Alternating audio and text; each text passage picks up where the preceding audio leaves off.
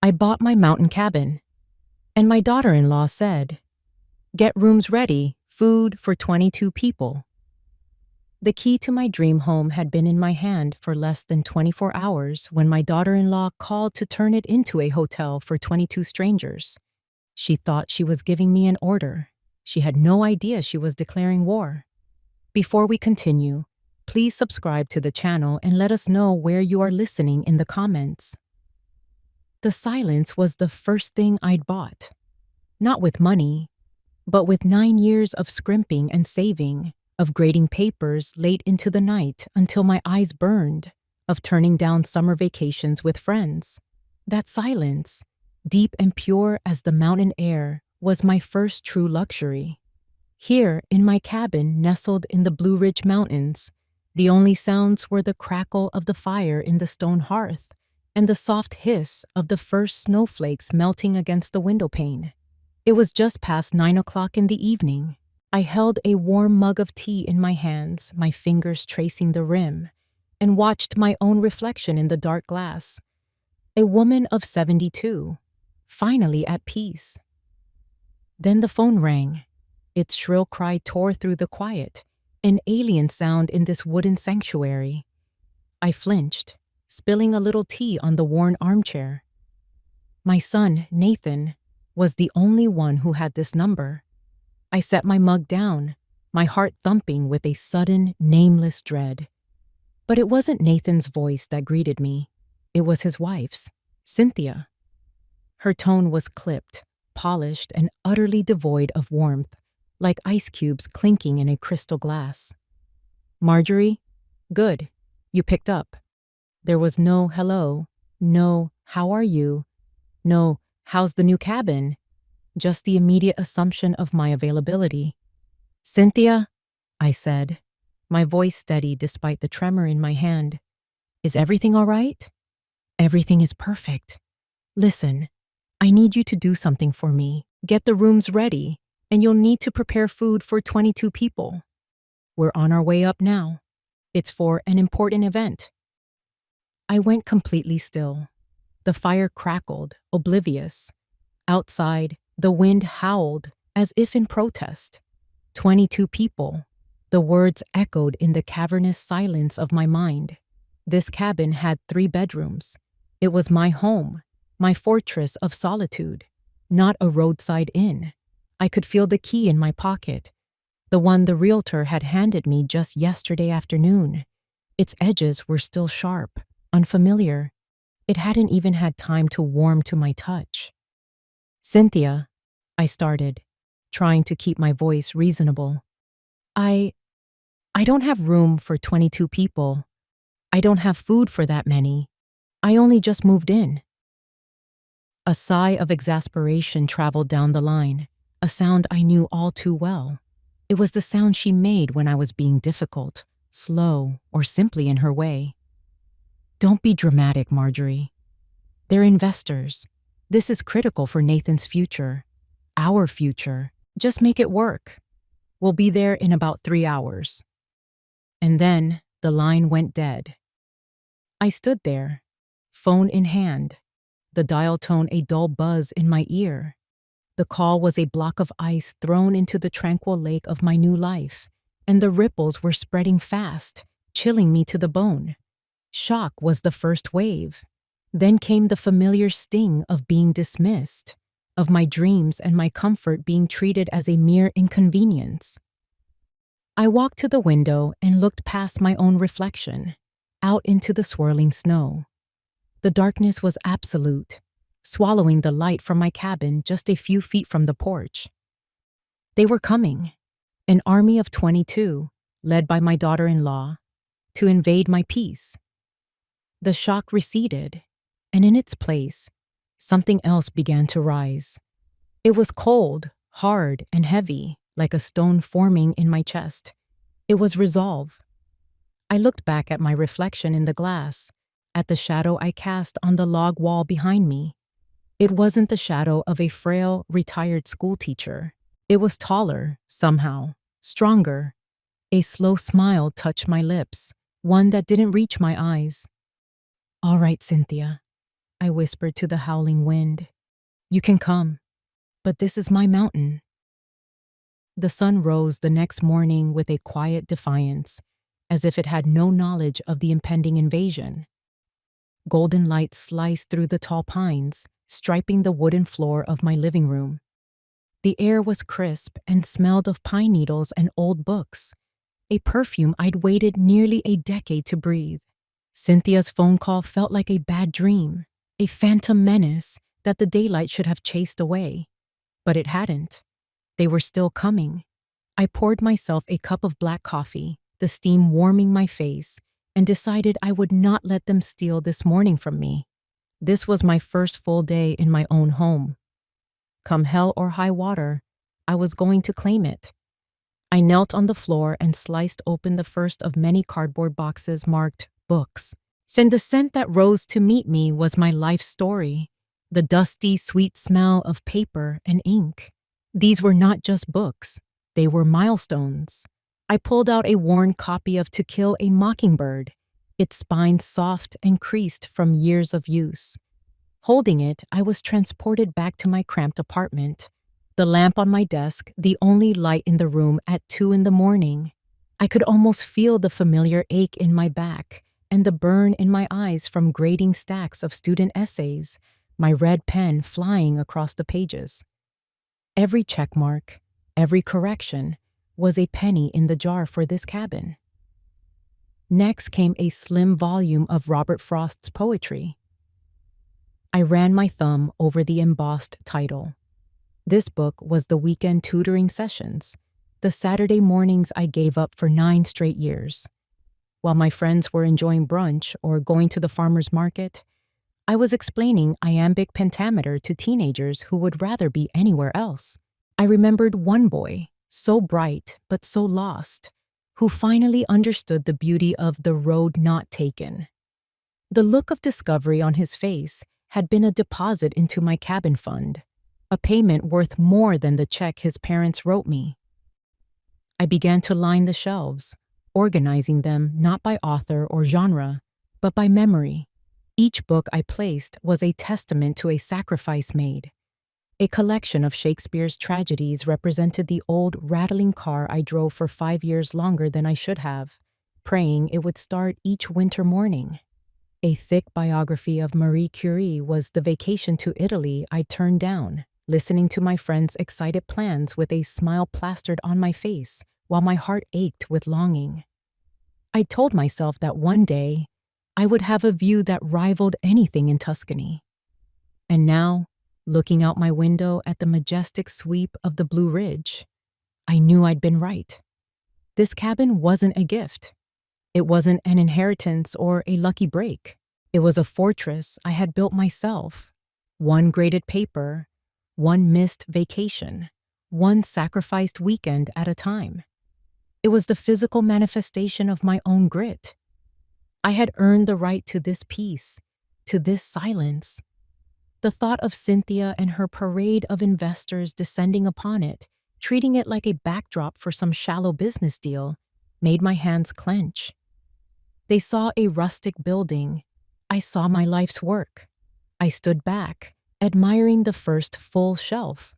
The books looked as though they had always been there, their colorful spines a vibrant mosaic against the warm pine of the walls.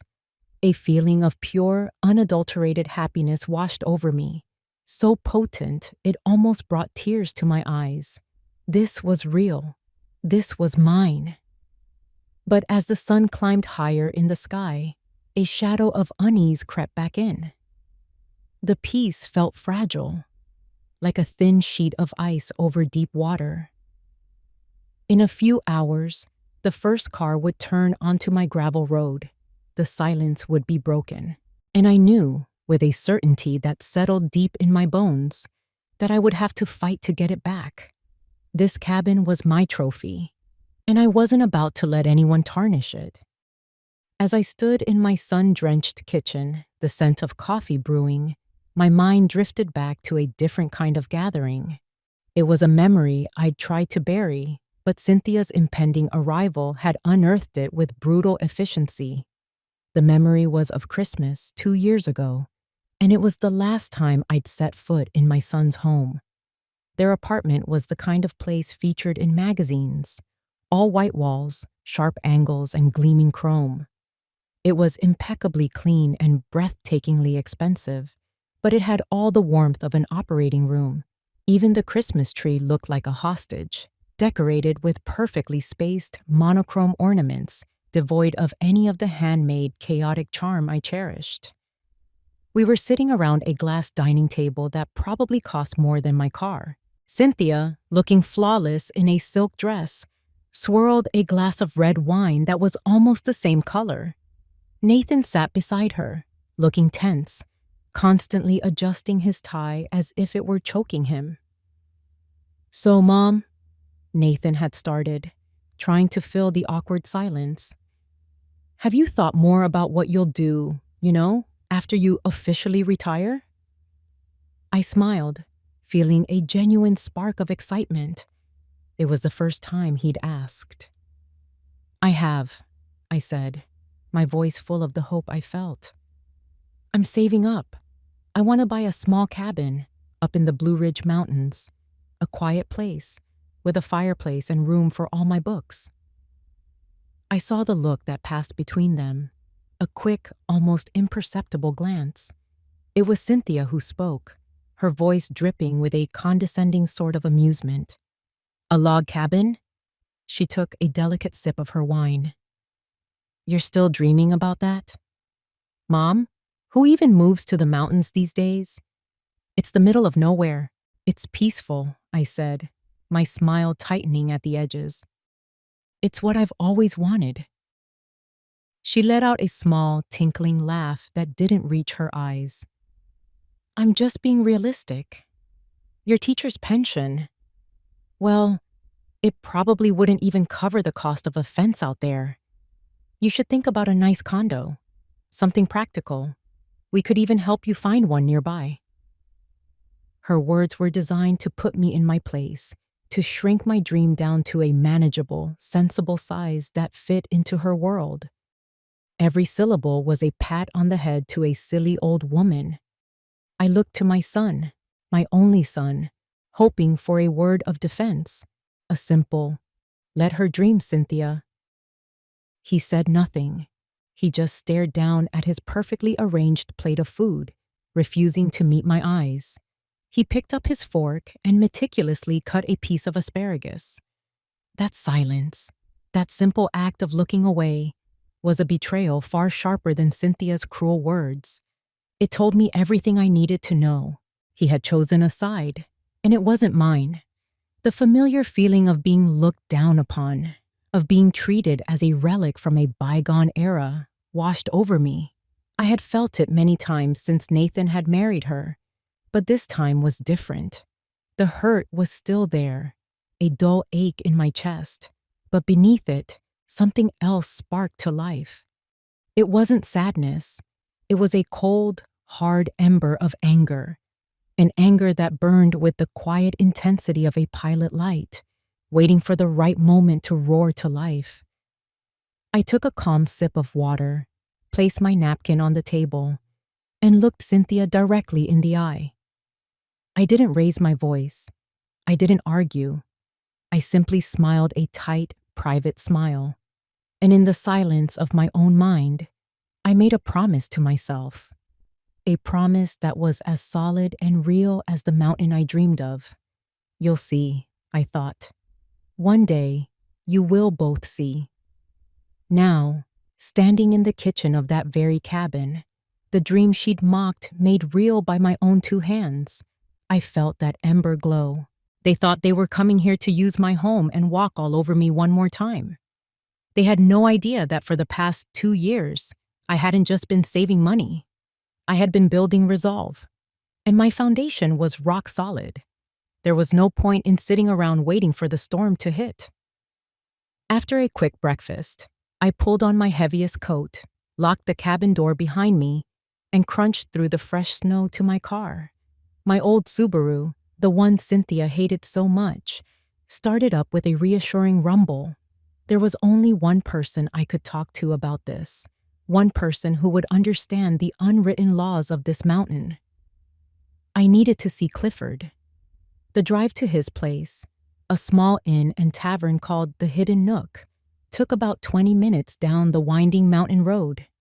The snow-laden branches of the pines drooped over the asphalt, creating a silent, white tunnel.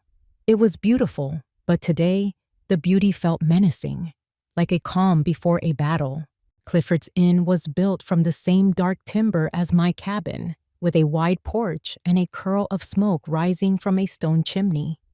Inside, it was warm and smelled of wood smoke and brewing coffee. The walls were covered in Clifford's own photography, stunning black and white portraits of the mountain in all its moods, and of the faces of the people who lived here, their features as rugged and weathered as the landscape itself. Clifford Hayes was 74, a retired photojournalist with eyes that had seen more of the world than he let on. He was standing behind the heavy oak bar, polishing a glass. He looked up as I came in, his weathered face breaking into a warm smile. "Marjorie," he rumbled, his voice like gravel rolling downhill. "You're out early. Coffee's fresh." "I need more than coffee, Clifford," I said, sliding onto a bar stool. "I need a war council." He put the glass down and leaned on the bar, his smile fading into a look of concern. "That doesn't sound good." I told him everything. I laid out the whole absurd story, the phone call, the demand, the 22 investors, the complete and utter disregard for my home, my peace, my existence. I expected him to be shocked, to offer sympathy, to shake his head at the audacity of it all. Instead, when I finished, he threw his head back and let out a deep, booming laugh that seemed to shake the very rafters of the inn. My jaw dropped. "What's so funny?" He wiped a tear of mirth from the corner of his eye. "An army of 22 city slickers, huh? In this weather? Oh, Marjorie, they have no idea what they're getting themselves into." "They're not getting into it, Clifford. I am. They're coming to my house. Cynthia is going to steamroll me." "Not up here, she won't," he said, his laughter subsiding into a knowing grin. He leaned forward, his voice dropping conspiratorially. "Up here, the mountain makes the rules. You just have to know how to use them." He paused, looking out the window at the snow-covered trees. "Don't you worry. The mountain will be on your side. It's high time we let them have a real taste of country life." A spark of hope ignited in my chest. "What are you thinking?" "I'm thinking they'll be in a hurry," he said, tapping a finger on the bar. "And people in a hurry like shortcuts. I happen to know a shortcut to your place. It's mighty scenic, but after the snow melts and refreezes, well, the road gets a little hungry for fancy cars with city tires." The spark became a flame. "A muddy road?" "The muddiest," he confirmed with a wink. "And you know, the cell service up here is spotty on a good day. The main repeater tower is just up the ridge. Sometimes, especially when the weather gets bad, it needs to take a little break. A man could get lost trying to fix it in a snowstorm." I stared at him, my mind racing. It wasn't just a plan. It was a strategy. A beautiful, elegant, and ruthless strategy. He wasn't just my friend. He was my general.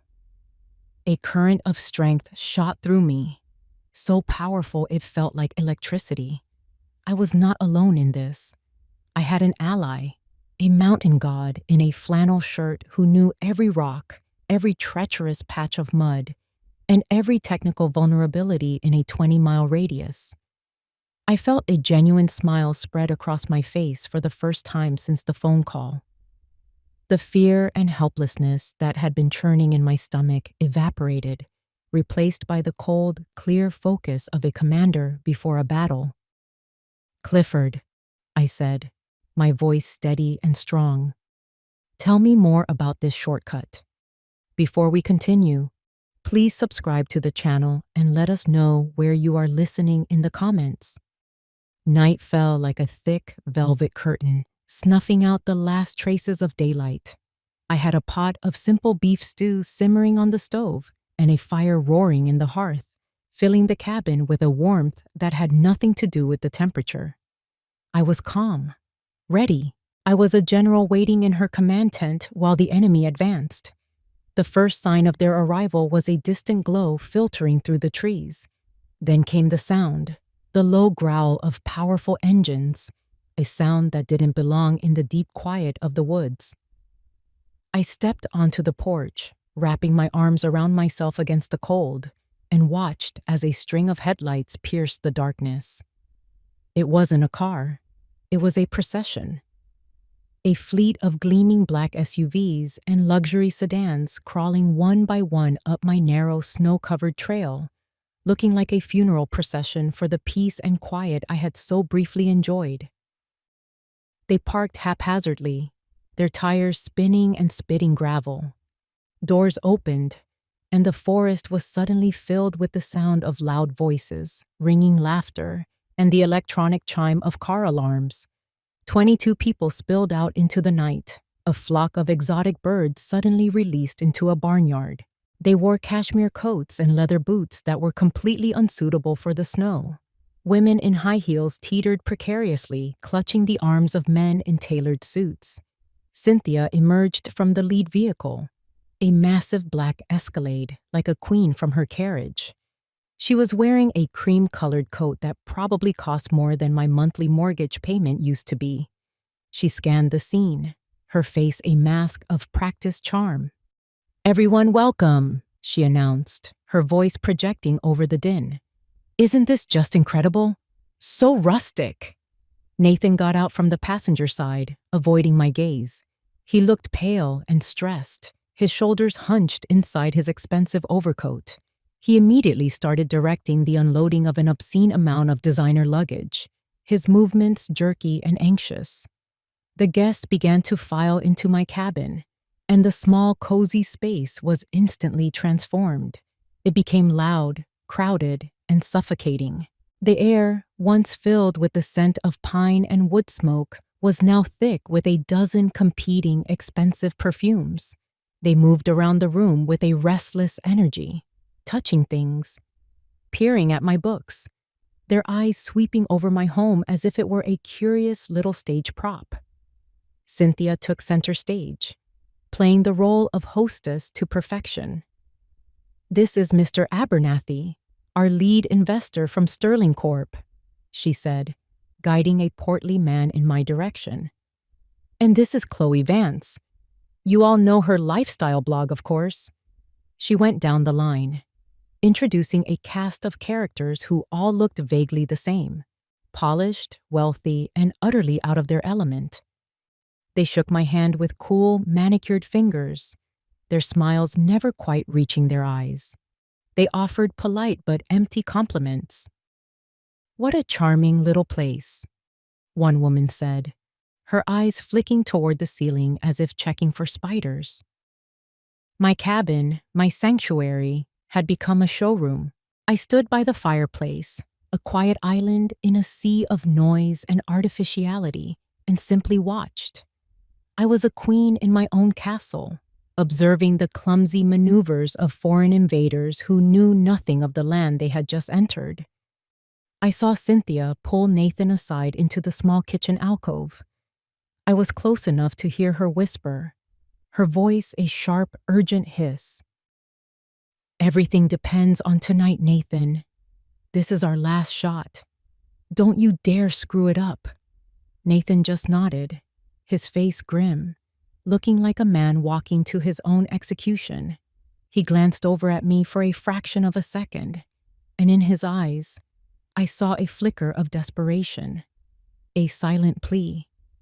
But it was gone as quickly as it came, buried under the weight of his wife's ambition. I turned my attention back to the fire. The logs settled with a soft crackle and a shower of sparks. The guests were loud, confident, and in control. They thought they were the predators here, the sharks in a small pond. They had no idea the water was about to get very, very deep. The next morning, the cabin was a disaster zone of discarded wine glasses and pastry crumbs. The guests emerged from their makeshift sleeping arrangements looking rumpled and irritable. Their city polish had been significantly dulled overnight. Cynthia, however, was already in full command mode, dressed in an impossibly white ski jacket, clapping her hands to rally her troops. "All right, everyone, rise and shine. Today we have a real treat, a guided nature walk to see the famous Laurel Falls," she announced with forced enthusiasm. A collective groan rippled through the room. Right on cue, there was a heavy knock on the door. I opened it to find Clifford, looking every bit the seasoned mountain man in a flannel jacket and a warm beanie. He had a thermos in one hand and a cheerful grin on his face. "Mornin', Marjorie," he said, then tipped his head to the assembled crowd. "Heard you folks were looking for an adventure. The main road to the falls is probably a bit slick today, but I know a shortcut. The views are 10 times better, guaranteed." Cynthia's eyes lit up. This was perfect for her narrative, an exclusive, off-the-beaten-path experience. "A shortcut? How wonderful! Everyone, did you hear that? We're getting the authentic local tour." I watched as the plan clicked perfectly into place.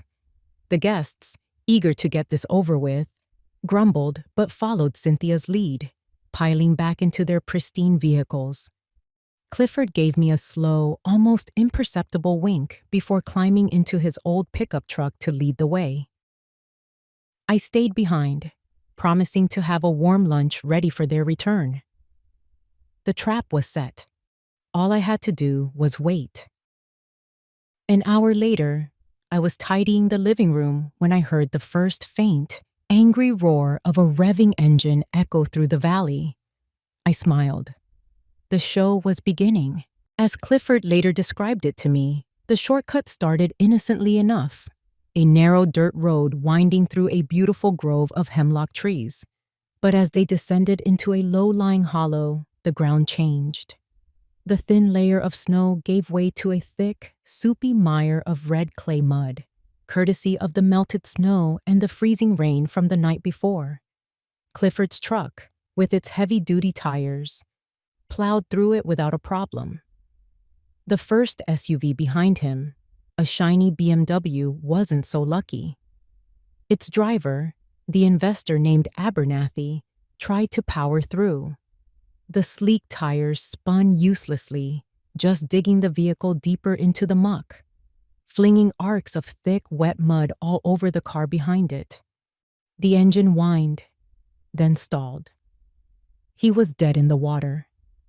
One by one, the entire procession came to a halt. They were trapped on a narrow road with no room to turn around.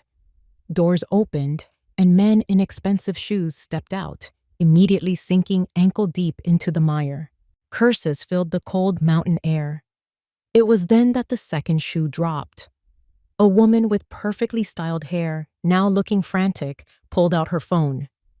"It's fine, everyone. I'll just call 8A. She stared at the screen, her brow furrowed in confusion. "That's weird. I have no service." A ripple of unease went through the group. Like a contagion, 21 other phones were pulled from pockets and purses. The verdict was unanimous. Every single screen showed the same 2 words: no service. The repeater tower, the single lifeline connecting this remote valley to the outside world, had gone silent. The panic began to set in, a quiet, creeping dread at first, then a more vocal, pointed fear. They were stuck in a ditch in the middle of nowhere. Their 6-figure cars were useless lumps of metal. Their phones were nothing more than glass and plastic bricks. They were completely and utterly cut off. From my porch, I couldn't see them, but I could feel the shift in the atmosphere. The mountain had taken back control. I saw Cynthia, who had been trying to project an air of calm authority, finally lose her composure. Her voice, usually so controlled, was shrill with panic as she yelled at Nathan to do something. The faces of her prized investors, once smug and condescending, were now masks of mud-splattered disbelief and raw, undisguised fear. The queen and her court had just become prisoners of the wilderness. They straggled back to the cabin nearly 2 hours later, a defeated army retreating from a battle they never knew they were fighting. They were cold, mud-caked, and stripped of every last shred of their urban arrogance. The women's expensive hairstyles were ruined, the men's tailored suits were stained, and every face wore the same expression of weary disbelief. They collapsed onto my furniture without asking, their energy completely spent. The cabin, which had felt suffocatingly crowded the night before, now felt like a sanctuary, a lone bastion of warmth and light against the hostile wilderness they had just faced. Silence descended, thick and heavy, broken only by the crackling of the fire and the occasional chattering of teeth. The power dynamic had been shattered, and no one knew the new rules. Cynthia paced back and forth in front of the hearth, her white ski jacket now streaked with mud. She was trying desperately to project an image of control, but the frantic, jerky movements gave her away. "Okay, everyone," she said, her voice a little too loud, a little too bright. "Let's not panic. This is just a temporary setback. An adventure. We'll have a story to tell." No one looked convinced. The investor, Abernathy, glared at her from his seat on my sofa. "An adventure? My $200,000 car is currently sinking into a bog, Cynthia. I'm not in the mood for stories." The atmosphere was turning ugly. Before a full-blown mutiny could erupt, I stepped forward. "Dinner is ready," I announced quietly. All eyes turned to me. I moved to the stove and lifted the lid off the heavy cast-iron pot. The simple, hearty aroma of beef stew, potatoes, and wild herbs filled the room. Last night, this meal would have been met with disdain, a quaint, rustic novelty. Tonight, it was a lifeline. I began ladling the stew into the mismatched bowls I'd collected over the years. Cynthia watched me, a flicker of her old condescension returning. "Is this it?" she asked, gesturing at the pot. "Just stew?" The question hung in the air, utterly absurd in its context. The lifestyle blogger, Chloe, who had been shivering under a blanket, answered before I could. "It's hot food, Cynthia. At this point, I'd eat the damn blanket." The power had shifted. It was no longer about who had the most money or the best connections. It was about who had the essential skills, who could provide warmth, who could provide food. In this room, stripped of all modern conveniences, I was the wealthiest person present. I handed out the bowls, and they took them with a quiet reverence. They ate quickly, hunched over their food like hungry wolves. In the midst of the quiet chaos, I noticed one person who was not like the others. Mr. Hampton, the older gentleman, the successful businessman, was sitting calmly in the armchair by the fire, the one I'd been in when Cynthia first called. He wasn't panicked or irritable. He was observant. He ate his stew slowly, methodically, but his eyes were constantly moving. I watched as he watched me. He saw how I effortlessly added another log to the fire, how I knew exactly where to find extra blankets, how I moved through the cabin with a quiet confidence that came from capability, not arrogance. Then, his gaze would shift to Cynthia. He watched her pacing, her poorly concealed panic, the way she checked her useless phone every 30 seconds. He was watching us like a scientist observing two different species in a new environment. He wasn't a victim of this crisis. He was a student of it. When everyone was finished, I collected the empty bowls. There wasn't a single scrap of food left. The guests were now looking at me with a new kind of respect, a primal understanding of who held the real power. I was no longer just the quaint, elderly mother-in-law. I was the provider. I was the leader. And in the flickering firelight, I saw the truth reflected in their weary faces. My quiet, simple cabin had become my kingdom. As the evening wore on, the initial shock of being stranded gave way to a tense, simmering boredom. The guests, having exhausted their complaints, now sat in sullen silence, staring into the fire or at the dark, unblinking windows. The air was thick with resentment. In an attempt to break the tension, one of the younger investors, a man named Julian, decided he wanted a cigar he'd brought along. "Anyone got a light?" he asked the room at large. A collective search of pockets and purses produced nothing. Lighters, it seemed, were a casualty of the modern age, replaced by the charging ports in their now useless cars. "My wife, Cynthia, she might have one," Nathan offered, his voice sounding small and eager to please. It was a pathetic attempt to restore some semblance of normalcy, to be the helpful host. Cynthia, who was deep in a hushed, intense conversation with Mr. Abernathy, waved a dismissive hand in the direction of her expensive leather handbag, which sat on a side table. "In my purse, Nathan. Just look."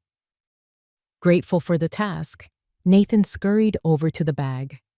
It was a ridiculously large, over-designed thing, and he fumbled with the clasp before plunging his hand into its chaotic interior. He rummaged past a wallet, a phone, a mess of cosmetics, and a set of keys. His fingers brushed against something stiff and rectangular. As he tried to pull his hand out, the object came with it, slipping from his grasp and falling silently onto the thick rug at his feet.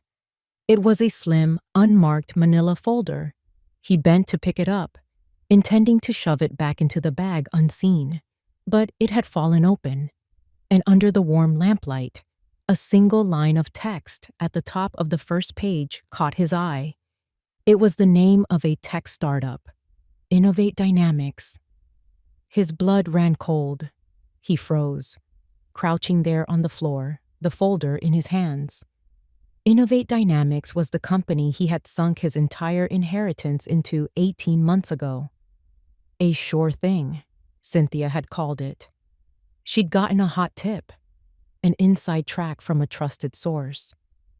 He'd trusted her, emptied his accounts, and watched in horror as the company declared bankruptcy less than 6 months later, taking every penny with it. It was the source of their biggest fights, the debt that hung over their marriage like a guillotine, the failure she never let him forget. His hands shaking, he flipped to the next page. It was a detailed report. He saw dates, transaction records, and a name he recognized: Cynthia's most ruthless business rival. The report outlined, in cold corporate language, how a stream of fabricated insider information about Innovate Dynamics had been strategically leaked. A trap designed to financially cripple a competitor's associates. A trap he had walked right into. He felt the air leave his lungs. A silent, crushing blow. She hadn't been given a bad tip.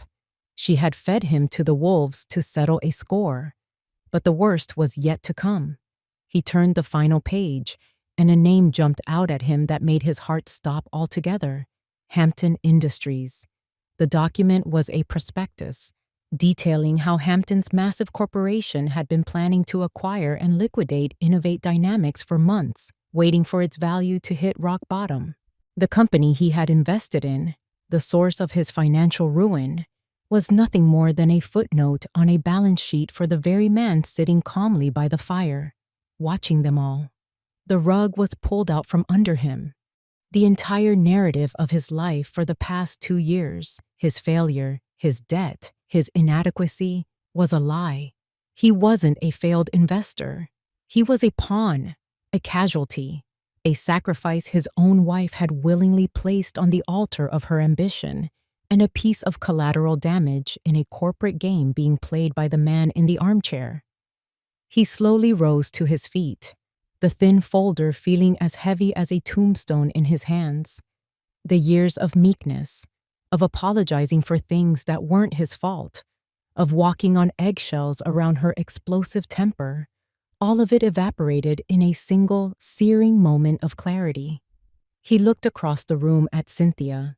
She was still smiling her plastic smile at Abernathy, completely unaware. He didn't see his wife anymore. He saw a stranger, a predator who had gutted him and left him to bleed, all while telling him the wound was his own fault. The fear he had lived with for so long was gone, burned away by a feeling so pure and cold it terrified him: disgust. The silence in the cabin had become a physical presence. It was a heavy blanket smothering the last embers of conversation. The 22 guests, who had arrived as a confident pack, were now a collection of isolated, anxious individuals. They stared at their empty bowls, at the fire, at anything but each other. Nathan stood frozen near the side table, the manila folder clutched in his hand like a damning verdict, his face a pale mask of shock and fury. Cynthia, oblivious, was still trying to salvage her deal with Abernathy, her voice a low, desperate murmur. It was Mr. Hampton who finally broke the spell. He set his empty bowl aside, cleared his throat, and the small sound made everyone jump. "You know," he began, his voice calm and resonant, filling the quiet room. "This situation, being cut off like this, it reminds me of something from a long time ago." All eyes turned to him. In a room full of people desperate for a distraction, a story was a welcome gift. "It was 1975, he continued, looking into the flames as if the memory were playing out there. "I was a boy, not much older than 15. My family didn't have 2 nickels to rub together. I was smart, but I was angry. Angry at the world. I was all set to drop out of high school and go work at the mill. Seemed like my only option." He paused, letting the image settle. "But there was this one teacher, an English teacher. She was young, barely making enough to get by herself. But she saw something in me that I couldn't see. She saw potential where I only saw a dead end. She started staying after school with me, tutoring me for free. When I told her I couldn't afford the books we were supposed to be reading, she'd show up the next day with a used copy she'd bought with her own money. She told me I wasn't destined for the mill. She told me I was destined for a university." He smiled a small, genuine smile. "When the time came to apply for scholarships, I refused. I told her it was pointless, that a kid like me would never get one. The next day, she came to my house. She sat at our rickety kitchen table with my mother and me, and she filled out the application herself. She even paid the application fee out of her own purse." Abernathy and the others were leaning forward now, captivated. It was a classic rags to riches story, the kind they all loved. "I got the scholarship," Hampton said quietly. "A full ride. It changed the entire course of my life. That single act of kindness was the foundation everything else was built on." He finally looked away from the fire, his gaze sweeping across the room until it landed on me. His eyes were filled with a deep, profound respect. "That teacher," he said, his voice clear and strong, "was Mrs. Marjorie Callahan." A collective gasp went through the room. All heads swiveled in my direction. I sat there, stunned into silence by the sudden revelation. The memory of a skinny, angry boy with brilliant eyes flooding back to me after all these years. Then just as quickly, Hampton's demeanor shifted. The warmth in his eyes vanished, replaced by a chilling coldness. He turned his head slowly, deliberately, until his gaze was locked directly on Cynthia. The air crackled with tension. "I learned a valuable lesson from my teacher," he said, his voice dropping to a near whisper, yet every word was as sharp and clear as a shard of ice. "The most important lesson of all, that the only foundation worth building on, whether it's for a life or for a business, is one built on truth." He paused, letting the word hang in the air. "Not one built on flashy promises made to desperate investors." The silence that followed was absolute. It was the silence of a courtroom after the guilty verdict has been read. Every single person in that room, from the investors to the blogger to Nathan, understood the implication. The unspoken accusation was deafening. Cynthia's face went completely white, as if all the blood had drained from it. Her carefully constructed world, her entire charade, had just been demolished by a single, perfectly aimed sentence. The play was over. Mr. Hampton's words fell into the silence like stones into a deep well, the ripples spreading to every corner of the room. Cynthia stood frozen, her face a mask of disbelief. For a moment, I thought she might actually shatter. But I had underestimated the feral tenacity of a cornered animal. The shock on her face hardened, twisting into a venomous sneer. She was going down, and she was determined to take someone with her. She turned, her eyes locking onto her husband. Nathan was still standing by the table, the folder in his hands, his knuckles white. He was her last weapon, her final scapegoat. "Don't you all listen to him," she spat, her voice sharp and brittle. She pointed a trembling finger at Nathan. "Ask him. Ask my husband about foundations built on lies. He owes me an explanation and a very, very large sum of money." Her voice dripped with contempt, a calculated performance for her audience of investors. She was painting him as the villain, the deadbeat, the source of all her problems. It was a move she had perfected over years of private arguments and public humiliations. It had always worked. It had always made him shrink, apologize, and retreat. But not this time. Something inside Nathan had fundamentally broken and been rebuilt in the last 10 minutes. The man who straightened his shoulders and met her gaze was not the man who had arrived at my cabin the night before. His fear was gone, replaced by a righteous fury that was terrifying in its stillness. "A debt?" he said, his voice dangerously quiet. He took a step forward, then another. "You want to talk about debt, Cynthia?" He walked to the center of the room, right into the circle of stunned onlookers. And with a flick of his wrist, he threw the manila folder onto the rough-hewn coffee table. It landed with a soft, definitive slap that echoed louder than a gunshot in the silent room. "This debt?" he roared, the sound ripping from his throat, raw and full of pain. "The debt you manufactured? The debt you saddled me with when you fed me a lie to ruin a business rival?" He jabbed a finger at the folder. "It's all in there. The fake tip, the setup, everything." He finally looked at her, and the look in his eyes was one of pure, unadulterated loathing. "You didn't just let me fail, Cynthia. You orchestrated it. You destroyed me to get ahead." The room erupted in a cacophony of gasps and shocked murmurs. The investors stared, first at the folder, then at Cynthia, their faces a mixture of horror and dawning comprehension. They weren't just witnessing a marital spat.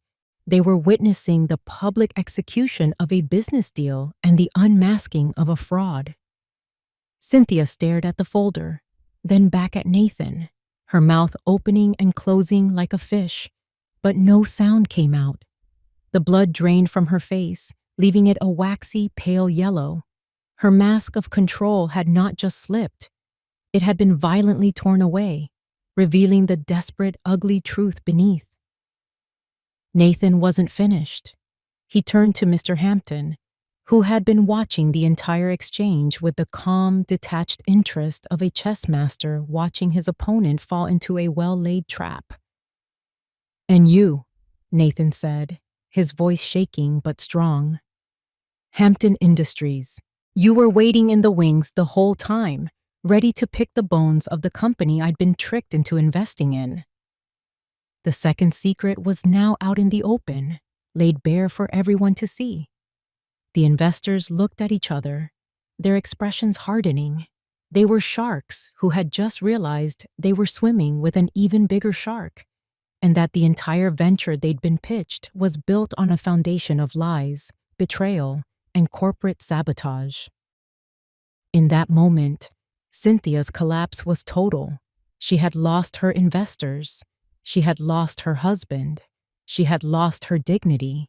She stood alone in the center of my cabin, exposed and utterly powerless, a queen without a kingdom, a con artist whose final con had spectacularly imploded. The fire Clifford had helped me build earlier now blazed in a stone pit a few yards from the cabin, a circle of warmth and light under a vast, star-dusted sky. No one had suggested it, but the group had migrated outside, as if the cabin's walls could no longer contain the explosive tension.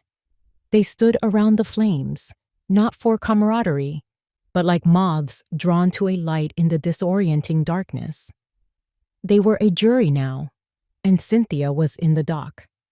The investors, who hours ago had been her prized assets, now looked at her with the cold, appraising eyes of men who have been swindled. They kept their distance, their body language a clear wall of rejection. Mr. Abernathy, whose BMW was still nose down in the mud, spoke first, his voice a low growl of contempt. So this entire weekend, this exclusive retreat, was a lie. You brought us up here on a false pretense to pitch a deal that was already rotten to the core. Cynthia flinched but said nothing. She had no defense left. Mr. Hampton, who had been silently observing, stepped forward. The firelight carved sharp, predatory lines onto his face. He was no longer the benevolent benefactor from a long-ago memory. He was the CEO, the hunter, moving in for the kill. My interest, and the interest of my firm, is officially withdrawn, he announced, his voice cutting through the cold night air. There was no emotion in it, just the finality of a judge's gavel. Furthermore, in light of Mr. Callahan's testimony, Hampton Industries will be launching a full internal investigation into the source of the market manipulation that targeted him. We have a zero-tolerance policy for such fraudulent activities. He was washing his hands of the whole affair, positioning himself as a champion of ethics while simultaneously twisting the knife. He let that sink in, then delivered the coup de grâce. He looked directly at Cynthia, his expression devoid of pity. However, your company is now in a uniquely vulnerable position. It is over-leveraged, its reputation is about to be non-existent, and its leadership is compromised. He paused. I am prepared, as a gesture of goodwill to mitigate further market damage, to make you an offer. Hampton Industries will acquire your company's assets to absolve its debts. We'll offer you 10 cents on the dollar. A wave of shocked murmurs went through the investors. It was a brutal, insulting, rock-bottom offer. It wasn't a rescue. It was a public dissection. He was offering to buy her entire life's work for pennies, right in front of the very people she had tried so desperately to impress. This was the final blow. A sound escaped Cynthia's throat, a choked, wounded gasp. She had lost everything. The money was gone. Her reputation was in ashes. Her allies had become her accusers. And then she lost the last thing she had. Nathan, who had been standing silently by the fire, watching his life burn down and be reborn, took a deep breath. He walked away from the circle of investors, his steps sure and steady on the frozen ground. He walked past his wife, not even giving her a glance. He came to stand beside me, his shoulder brushing against mine. He looked out at the group, at the men who had witnessed his deepest humiliation and his ultimate liberation. I'm staying here, he said, his voice clear and unwavering. I'm staying with my mother. It was a simple declaration, but it was the most powerful statement of the night. It was an abdication of his old life and an acceptance of a new one. In that moment, the last thread connecting him to Cynthia was severed. The judgment of the mountain was complete. The other guests, as if on some silent signal, turned their backs on Cynthia. They shuffled closer to the fire, closer to the warmth, leaving her standing alone in the cold darkness just outside the circle of light. She was an outcast, utterly and completely alone, with nothing but the vast, indifferent wilderness at her back. 6 months passed. The snows of that chaotic winter melted, feeding the mountain streams and coaxing a riot of green from the forest floor. Summer arrived in the Blue Ridge Mountains, not with a roar, but with a gentle, warm sigh. The air was now thick with the scent of honeysuckle and damp earth, and the silence was a living thing, filled with the drone of bees and the lazy chirping of cicadas. I was sitting on my front porch in my favorite rocking chair, a well-worn copy of Whitman open on my lap. The sun warmed my face, and a gentle breeze rustled the leaves of the tall oak tree that shaded the cabin. This was the peace I had worked for, the silence I had fought to reclaim. It was deeper and sweeter now, earned through fire. A letter had arrived in the mail that morning, bearing a postmark from a small town just one valley over. It was from Nathan. He wrote to me every week. He had finalized the divorce, a quiet affair with no fight left in Cynthia. He'd taken a job managing a local bookstore, a world away from the high-pressure finance job he'd hated. He wrote about the simple pleasure of recommending a good book to a customer, of walking by the river on his lunch break. He was healing.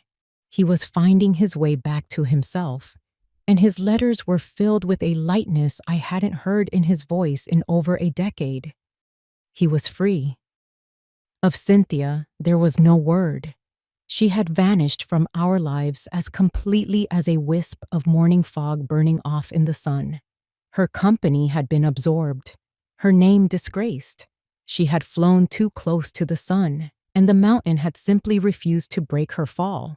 As I was folding Nathan's letter, the mail carrier's truck rumbled up my gravel driveway again. It was unusual to get a second delivery. He handed me a small, heavy box, postmarked from New York City. The return address simply read, Hampton Industries. I took the box inside and sat at my kitchen table, turning it over in my hands. I carefully cut the tape and lifted the lid. Inside, nestled in a bed of black velvet, were 2 items. The first was a fountain pen, a magnificent instrument of polished black lacquer and gleaming silver. It was elegant, expensive, and perfectly balanced. It was a writer's pen. Beneath it was a sealed envelope. My fingers trembled slightly as I opened it. Inside was a cashier's check. The number written on it made me gasp. It was an astronomical sum, far more than Nathan had ever lost. A short typewritten note was clipped to it. It read, "For damages, and for the first lesson, W. Hampton." I stared at the check, at the long string of zeros. It was a king's ransom. It was the kind of money that could change a life, the kind of money Cynthia had been willing to destroy her own soul for. It was a piece of that other world, that world of power plays and corporate warfare, delivered right to my quiet doorstep. I picked up the pen. It felt cool and solid in my hand. This, I understood. This was a symbol of a debt that had nothing to do with money. It was a message between a student and his teacher, a piece of a shared history. I stood up, walked over to my old wooden desk, and opened a drawer. I placed the check inside, underneath a stack of old photographs. It could stay there. Nathan was building a new life, one that wasn't measured in dollars and cents. He didn't need this, but the pen I kept. I placed it on the desk right beside my reading glasses. Later that afternoon, I took a hammer and a nail and hung a small hand-carved wooden sign I'd been working on next to my front door. The letters were simple and clear. It read, "A place of books, memories, and truth." I stepped back and looked at my home, my fortress, my sanctuary. I had everything I had ever wanted. The mountain had tested the invaders, found them wanting, and cast them out, and it had kept its own safe. If you enjoyed this story, please like the video, subscribe to the channel, and comment 1 below. If not, feel free to comment 0 so we know and can improve future videos. To hear the next story, click the box on the left. Thank you for watching.